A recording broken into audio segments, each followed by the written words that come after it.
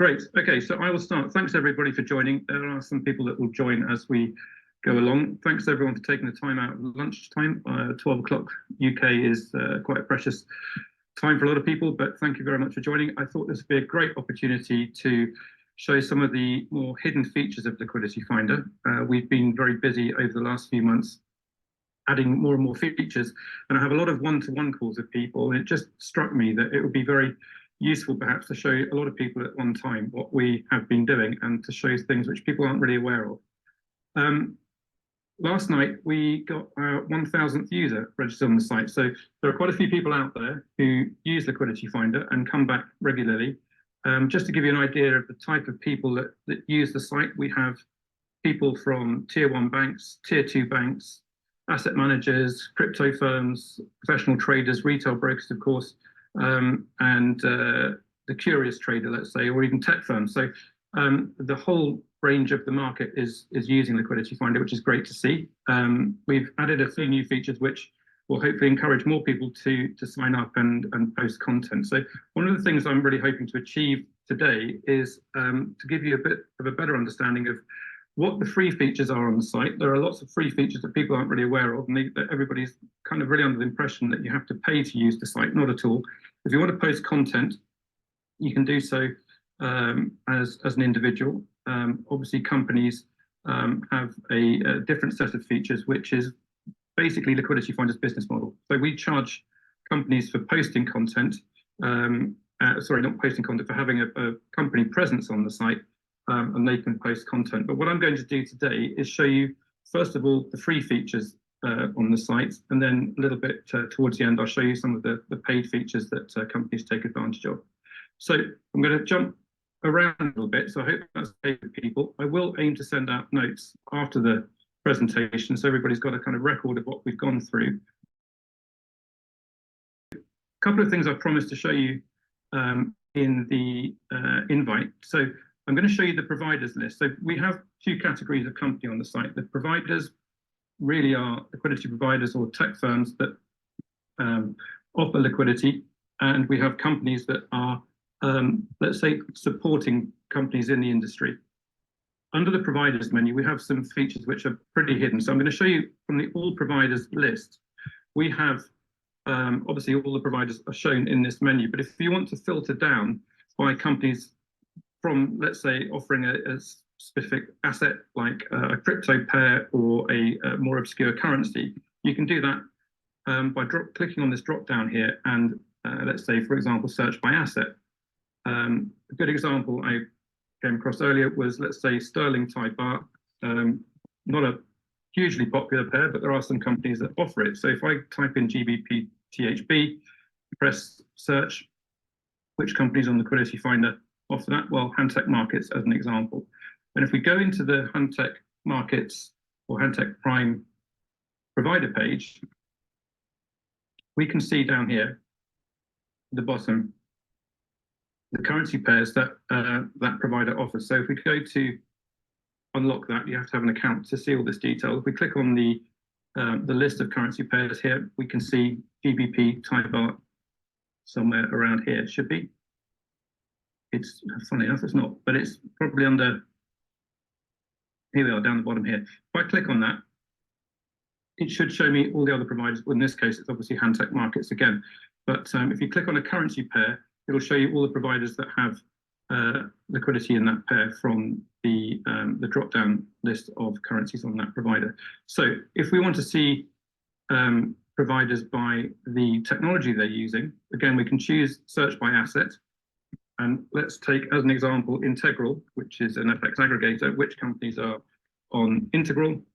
If I type Integral in there, press the search button, the companies that have Integral connections will be listed here. And if we take, let's say, Finalto as an example, go to their provider page, you will see at the bottom that we have all of the technology platforms that Finalto are connected to, and Integral is here. We clicked on Integral, it takes us to their own website. So that's a little feature that not many people are aware of. You can search by currency pair, or you can search by technology firm. Another thing that people are very interested in when they learn about it is our list of upcoming industry events and conferences. So that is under our Insights menu. Our Insights menu is really where we've got evergreen type of content, so educational content and some more kind of market data. A lot of people are aware of the spot FX volumes for trading venues that we update every month with the average daily volumes on various venues. I'll just quickly show that. Again, you have to have an account to view this. But this is quite popular. On this chart, actually, is something that's worth showing just in passing. You can change the time frame of the data.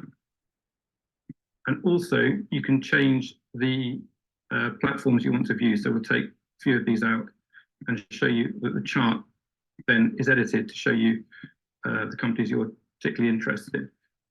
Furthermore, down here, if you want to see what the, let's say, the volume history of CLS has been over a period of time, you can choose Learn More.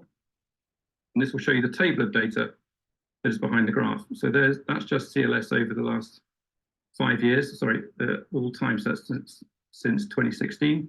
And down here, we've got the monthly point for each point on the graph that's making up that data. Going back to the Insights menu, under the events calendar, a lot of people find this very useful for planning their year ahead meetings with other companies. So sometimes it takes a few seconds to load because there's quite a bit of data here. But if we scroll down, we've got hopefully all of the main industry events over the next 12 months. We can search by country. So if you're particularly interested in what might be going on in the US, for example, you can choose the USA and you can choose by event type. Let's say, event type, we choose, say, digital asset conferences, press filter, and then we can go and just see what events are around that subject in the US. And if you click on the event, go to more information, it shows you a little bit more detail about that particular conference. Not many people are aware of that. Very useful. I'd recommend bookmarking that page. If anybody wanted to contribute to the content on the Insights pages, we've got content about technology platforms in the market or liquidity and so on, then please contact me. We'd be very happy to have contributors contributing to these pages. And these do get viewed a lot. So worth mentioning that. Now, I was going to show you some of the kind of more obvious things and then the less obvious things, which are open to everybody that has a free account on the site. So when you first come to LiquidityFinder, the homepage is really a bit busy, but there are two things worth mentioning here. Any feed post that people put into the feed, this isn't the feed, this is just the homepage. The last 6 feed posts are visible to everybody from the homepage. And obviously, a lot of people come to the site and the first thing they look at is the homepage. Latest news stories, the last 6 news stories are also posted here on the homepage. But let's just jump to the dashboard now and see how this can be used. Now, most people, when they first look at the dashboard, once they've created a login, they will see the dashboard looking like this with the left-hand menu collapsed. To make it a little bit more navigatable, if that's the right word, press the hamburger in the top left corner, expand the menu, and then you've got all the features which are available to you. Now, obviously, I've got Super Admin, so I get to see all the companies that have a page on the site. If you're not a company with a page on the site, you won't see any of these names here. You'll just see these options on the left-hand side. So the first thing to mention is that the difference between LiquidityFinder and LinkedIn, as an example, is that anybody who posts content into the site feed, everybody gets to see it. There's no distinction on whether somebody's following you or not. So any post that comes onto LiquidityFinder is visible to everybody. But if you want to just focus on the companies that you're following, you can press the following feed tab here and filter out just the companies that you're most interested in following, or your absolute favorites. There's a favorites feed, which is this option here. And it's, again, filtering out just those companies that you have as your absolute priority. And here is your feed, the post that you might have posted over time, so you can just see what your updates are to our audience on LiquidityFinder. What does following mean? So if you look in the top right corner of a post, this option here shows me that I'm following that person. Obviously, it's myself. I'll just go back to the users menu. I'm recommending that people update their personal profile, and I'll show you how to do that in a second.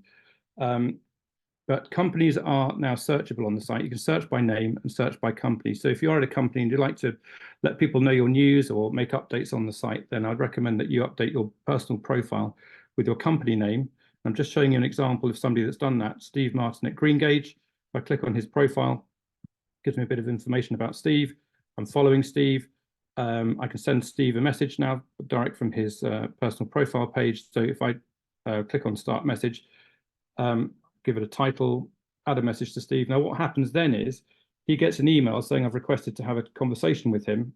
When he accepts that, we can have a live chat on the site, and I'll show you that in a moment. We can have a, like on LinkedIn, for example, you can have a live chat with the person that you've just sent a message to. Okay.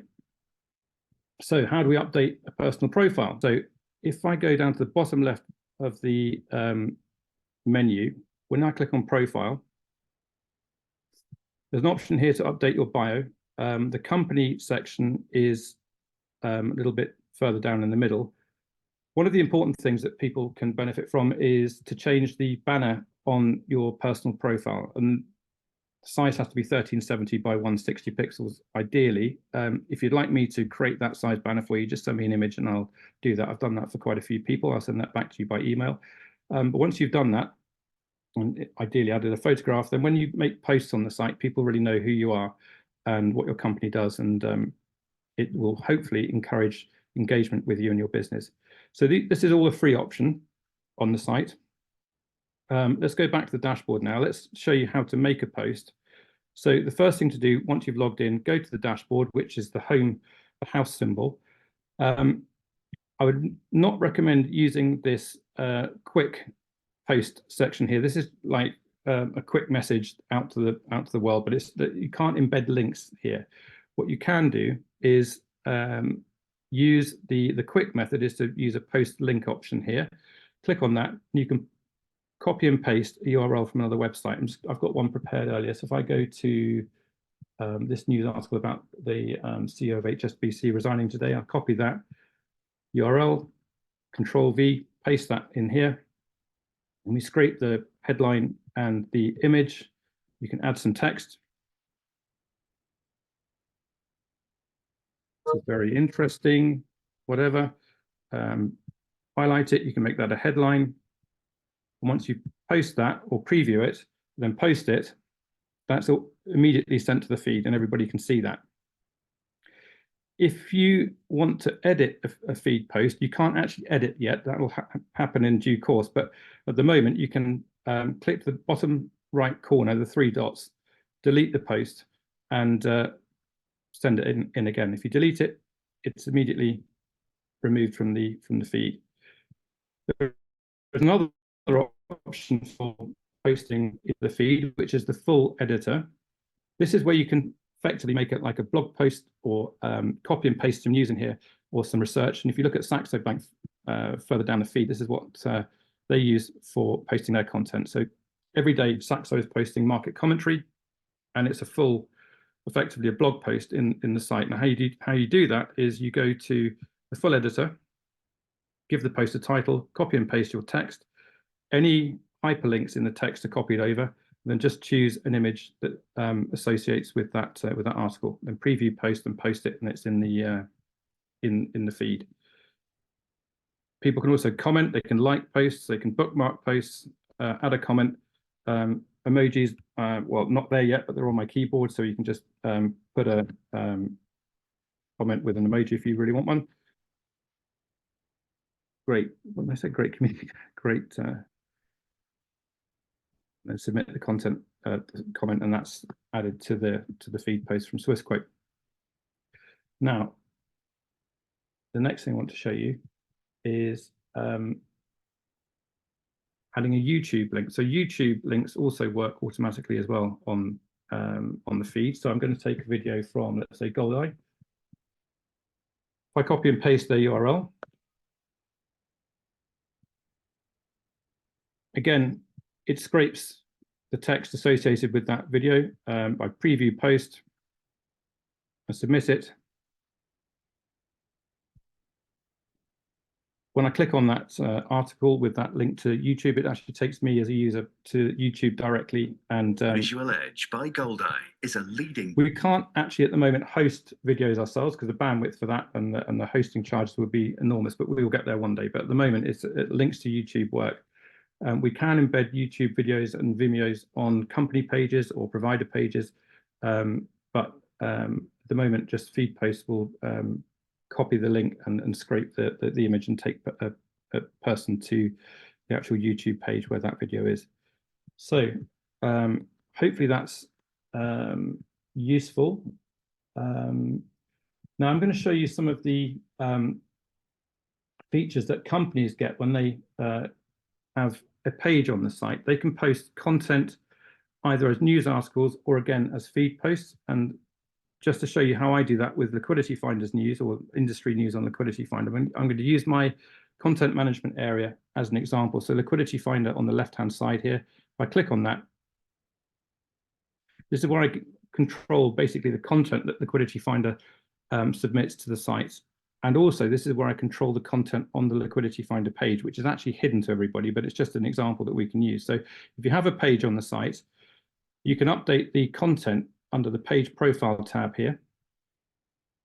And if you make a change for each section, once you've made a change and you save it, that's immediately updating the page on the main site. Also, if you're a company that's adding new asset classes or new assets, or let's say a new strip of cryptos, you can update the content of your assets under data and instruments. And I've just shown you why that's important, because if people are trying to find a particular instrument by its ticker or code or whatever, then your company will be found if you put the if you keep up to date with the data and instruments panel. But in terms of submitting news articles, so these are all news articles that LiquidityFinder have contributed to the site over, well, since it's been going. And if I click on Create News Article, it's very much like adding a feed post, but you can drag and drop an image here. I'm just going to quickly show you an example of this. So I prepared one earlier. Let's say Goldeye connecting to Finalto. If I grab that article, sorry, the image, and drop that in there, give it a title, which is useful for SEO. I'm just going to copy and paste the text from the Goldeye news announcement on this.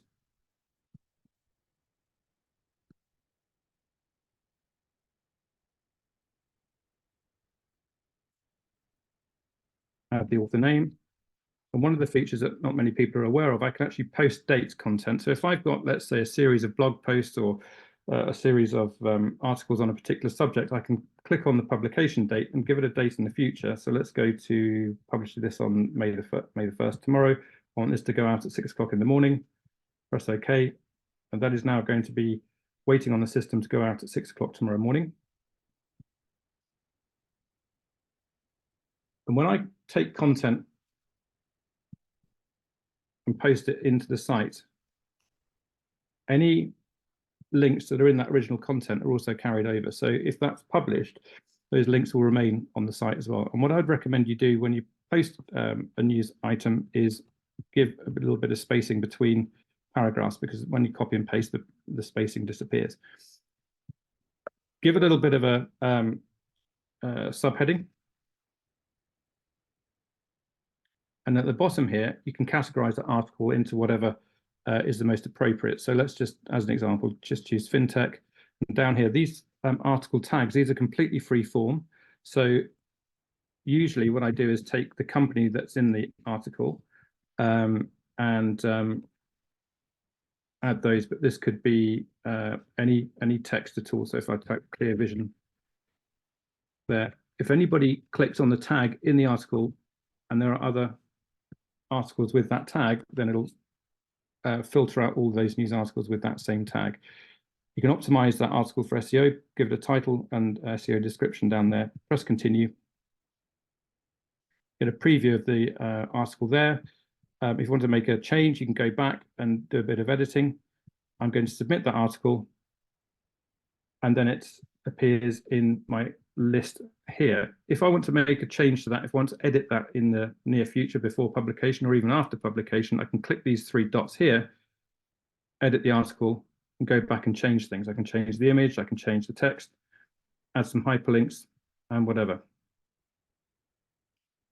Which actually reminds me, there's something else I wanted to show on the feed dashboard. So if you want to make a post about a new product or some new announcement, and you want people to email you, so Chris Rowe has just made a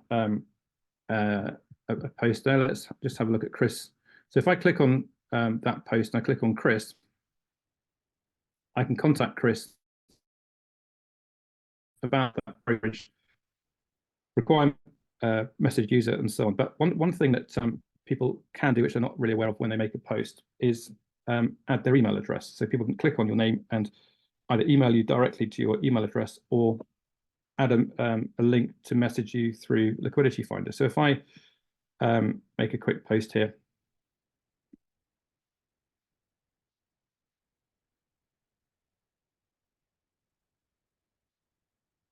I highlight that piece of text and use the hyperlink button here. So if any text I highlight and put a link over, I can write mail to sam@liquidityfinder.com. Press the tick button. I'll just upload a quick image here.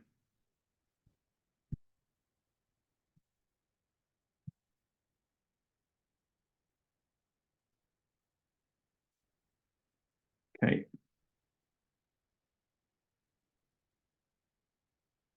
Preview the post, submit post. And that post will have my email address in it. So if somebody clicks on that, it'll pop up my Outlook or Gmail or whatever's your preferred email server. And also you could copy and paste your user profile and paste that as the link for people to message you. So that's a couple of features that people perhaps not so aware of. One other thing about posting content onto the site is if you are posting a news article, every news item gets included in our RSS feed. So going back to the news menu, first of all, one thing to say about searching news, you can search news by company. So let's take a quick look at Trader Evolution. What some people might try and do is Trader Evolution. They might try and press the enter button to get that news. Sorry, one of these didn't work. I think it was the press the magnifying glass. That doesn't work, but it does if you press the enter key.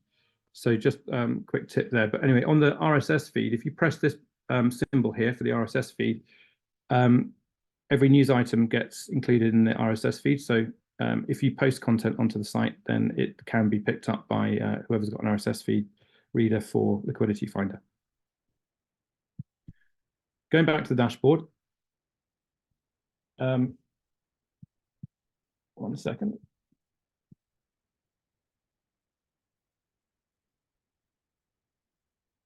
Yeah, on the notifications. So if you've got people are commenting or sending you a message or whatever, all of those notifications are stored up here on the left-hand side, but they're also on this symbol with the bell on it. If you click on the bell, you'll see the most recent notifications that you've got. If you click on the notifications tab, it shows you every notification you've ever had. So you can sift through all of those and see what activity there has been on your account. There's an inbox here showing the inbound messages that you might have received from another user. And any inquiries you might be getting if you're a company or a business on the site, they're under the inquiries tab here. Now, I did mention earlier bookmarks. If you bookmark person, a news story, company, a feed post or whatever, all of your bookmarks are stored under here, and is a quick way of going back to, let's say, an article that you've read that you want to store for the future. Just click on your bookmarks. So this story here from Sutton, if I click on that, it'll take me straight to that feed post or the news article. And to see who's in your network, obviously click on the network tab on the left-hand side here, and these are the people that are connected with you or that you're following. Now, a new feature that was released last night is that you can invite your network to join LiquidityFinder. And if you send an email to a group of people, you can add abc@example.com as an example. I can add another email, like a whole list of people here. When I send an invite, they get an email suggesting they create an account on Liquidity Finder, and when they do, they become an automatic follower of you. If you're a company, you can do the same thing. If I click on Liquidity Finder as an example, on the dashboard homepage, there is a link here which you can copy and paste, send in an email, and when people create an account on the back of that invitation, they become an automatic follower of your company. Now, your follow account is shown on the dashboard here, along with other analytics around your content, but that's a useful way of getting additional followers for your page on Liquidity Finder. Question from John. I did show this earlier. The industry conferences, where are they? So that is under the Insights menu. Again, you have to go back to the home page, go to the Insight menu, and then choose Events from the list on the left-hand side. Takes a few seconds to load because it's scraping all the data that's in the database. We've kept all the events that have happened historically just to show people what might be happening at the same time next year. So that's hopefully helpful, John. Any other questions?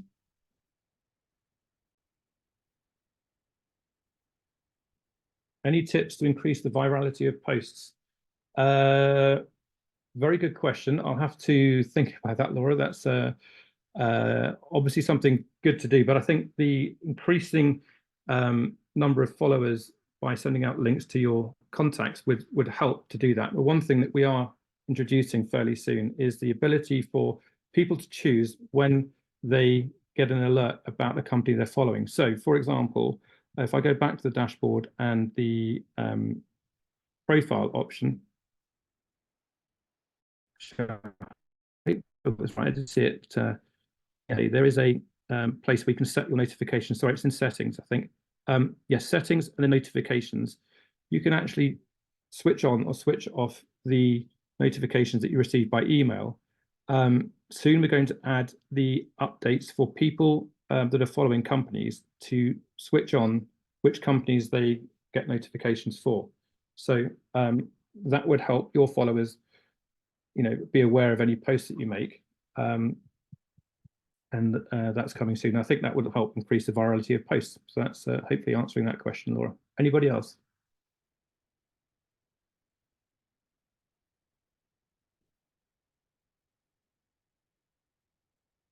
Well, I think that's my half an hour up, and thank you all for joining. Hopefully you've learned something. I'm happy to answer any questions anybody has if you want to send me a message directly through the site.